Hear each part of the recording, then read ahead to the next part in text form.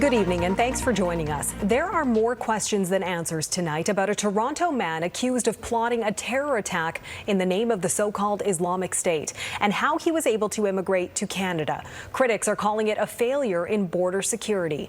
Our Ottawa Bureau Chief Mercedes Stephenson joins us now. Mercedes, what have we learned? Neithu, the federal government is refusing to explain how a Toronto man was able to immigrate to Canada despite allegedly having taken part in ISIS violence overseas in Iraq before he moved to Canada. Ahmed Fouad Mustafa El-Didi is facing multiple terror charges in relation to a planned machete and axe attack in Toronto. El-Didi was also charged with aggravated assault on behalf of the so-called Islamic State, which the RCMP say took place abroad in 2015. Violence that multiple national security sources say was in part documented in an ISIS propaganda video released in 2015 showing the torture and dismemberment of an ISIS prisoner by a middle-aged man with a sword. Global News has viewed the video that multiple national security sources say is believed to show El-Didi hacking off a prisoner's hands and feet while the man is tied to a crucifix in the desert.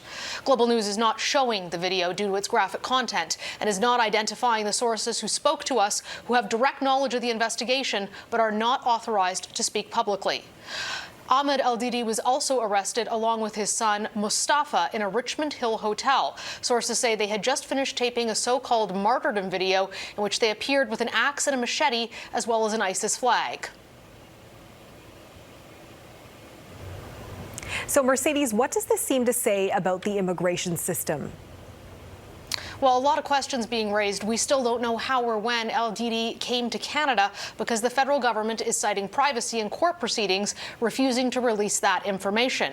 We did learn that the RCMP got one thing wrong. El-Didi's 26-year-old son, Mustafa, is not a Canadian citizen, as they had stated.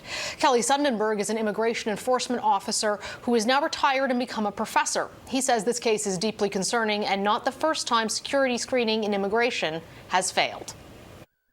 This is yet another alarm bell going off about the woeful lacking border security we have in our country. Sundenberg says the system is under-resourced and that there's a lack of political will to fix it.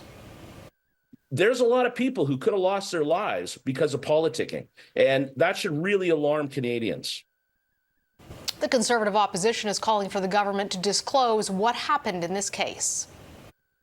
We need to know how somebody came into the country after being depicted on camera, allegedly doing unspeakable acts. And then we have other questions. How did this person get citizenship? And how is this person not on national security sources' radar before the beginning of July, Neithu, which is when the RCMP said they first became aware of the concern? So lots of questions for the government here in Ottawa about our security. Indeed, there are. All right, Mercedes Stephenson in Ottawa. Thanks, Mercedes.